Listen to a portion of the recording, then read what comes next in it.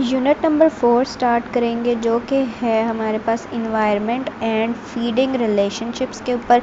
इस चैप्टर में हम पढ़ेंगे अपने इन्वायरमेंट के बारे में और साथ ही साथ कि किस तरह एनिमल्स एक दूसरे के ऊपर डिपेंड कर रहे होते हैं अपने फूड के लिए। Environment of an organism consists of all the living and non-living things around that organism।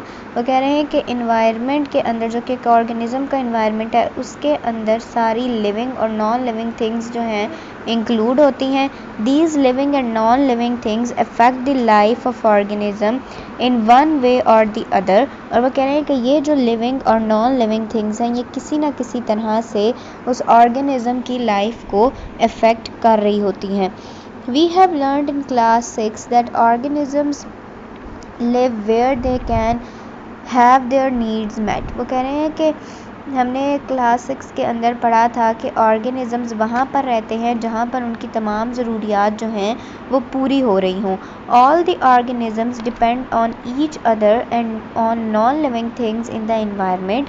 वो कह रहे हैं कि जितने भी लिविंग थिंग्स हैं वो एक दूसरे के ऊपर डिपेंड कर रहे होते हैं और साथ ही साथ जो नॉन लिविंग थिंग हैं हमारे इन्वायरमेंट की उसके ऊपर भी डिपेंड कर रहे होते हैं। We shall discuss it in this chapter. और हम ये सारा रिलेशनशिप जो है वो इस चैप्टर के अंदर डिस्कस करेंगे।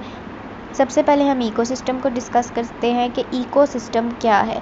A system formed by the interaction of living organisms and non living things in an environment is called the ecosystem. वो कह रहे हैं कि वो सिस्टम जो कि लिविंग थिंग्स और नॉन लिविंग थिंग्स जो कि एक इन्वायरमेंट में प्रेजेंट है उनके इंटरेक्शन से जो भी सिस्टम बन रहा है उसको हम कहते हैं इकोसिस्टम। एन इकोसिस्टम में be a large like a desert और small like a decaying log. वो कह रहे हैं कि ये जो इकोसिस्टम है वो बहुत बड़ा भी हो सकता है जिस तरह के एक डेजर्ट हो और बहुत छोटे लेवल का भी इकोसिस्टम हो सकता है जिस तरह के एक लॉग, एक लकड़ी का जो टुकड़ा है वो डिके कर रहा हो तो उसके अंदर भी बहुत सारे माइक्रो ऑर्गेनिजम्स, बहुत सारे इंसेक्ट्स जो है वो रह रहे होते हैं तो उनके दरमियान भी आपस में इंटरेक्शन होता है। तो वो कह रहे हैं कि इकोसिस्टम बड़ा भी हो सकता है डेजर्ट की तरह और छोटा भी हो सकता है जिस तरह के एक डिकेइंग लॉग हो, एक जो है डिके करती हुई एक लकड़ी का जो टुकड़ा है उतना छोटा इकोसिस्टम भी हो सकता है। Desert, seashore, rivers, mountains, oceans, grasslands and rain forests are also some of the ecosystem. वो कह रहे हैं इसी तरह जो डेजर्ट्स हैं, सी शोर्स हैं, रिवर हैं, माउंटेन हैं, ओशंस हैं, ग्रासलैंड्स हैं, जितने भी ये सब्ज़ाज़ार वगैरह हैं उनको ग्रासलैंड्स कहते हैं और जो रेन फॉरेस्ट हैं ये सारे किसके अंदर इंक्लूडेड है इकोसिस्टम के अंदर। ये कुछ इकोसिस्टम्स हैं, ठीक है। अब हम पढ़ेंगे पार्ट्स ऑफ एन इकोसिस्टम के। एक इकोसिस्टम के कितने पार्ट्स होते हैं। All ecosystems are made up of 2 parts. सारे इकोसिस्टम के 2 पार्ट्स हैं, द लिविंग और biotic part, the non living और एबायोटिक पार्ट। वो कह रहे हैं एक होता है living part of the ecosystem जिसको हम कहते हैं बायोटिक पार्ट और एक होता है नॉन लिविंग जिसके अंदर जितनी भी नॉन लिविंग थिंग्स हैं वो इंक्लूड होती हैं। उस पार्ट को हम इकोसिस्टम के क्या कहते हैं, एबायोटिक पार्ट। ये हम क्लास 6 में पढ़ के आए हैं। All the plants, animals, fungi and microorganisms make the living or biotic part of their ecosystem। वो कह रहे हैं कि जितने भी plants हैं, animals हैं, microorganisms हैं, जो छोटे organisms हैं उनको microorganisms कह रहे हैं, fungi वगैरह हैं, bacterias हैं, ये सारे क्योंकि living things हैं तो ये biotic part of the ecosystem बना रहे हैं। Organism of the same kind living and reproducing in a particular area is called a population।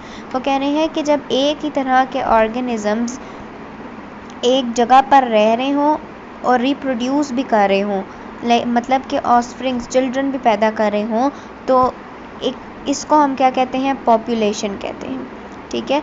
All the populations of different kind of organism living together in an area make a community. वो कह रहे हैं कि जितनी भी populations हैं मुख्तलिफ़ तरह के एनिमल्स की, मुख्तलिफ़ तरह के ऑर्गेनिजम्स की, जब वो अलग अलग वो जो पॉपुलेशंस हैं वो सब मिलकर एक एरिया के अंदर रहते हैं तो उसको हम कह देते हैं community. Air, water, soil, sunlight and temperature make the non living और abiotic part of the ecosystem.